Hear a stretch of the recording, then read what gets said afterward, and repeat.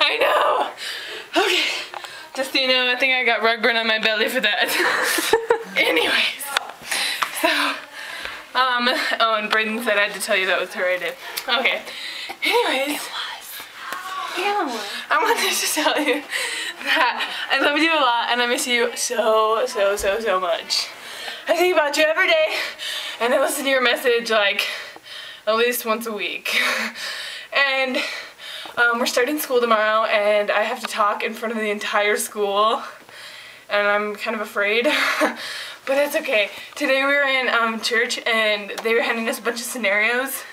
And like out of 5, I got the one that was like, if there's a student officer in front of the student body and they disagree with the campaign and start stomping their feet, what would you do to interfere? Yeah, coincidence? I think not. It was terrifying, and then I kept thinking about me giving my speech and everybody yelling at me. But hopefully that doesn't happen tomorrow. We have our icebreaker tournament on Saturday, and I'm really excited to play with Brayden. I think it's gonna be so much fun. She's like really good, and I just have to remember not to get mad at her because Mom yells at me.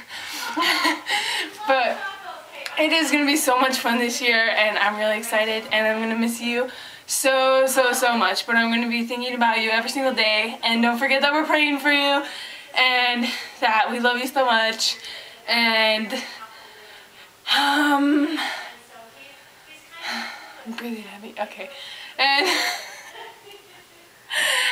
I hope you're having an awesome time, and write me lots, and I'll write you more often. I'm sorry.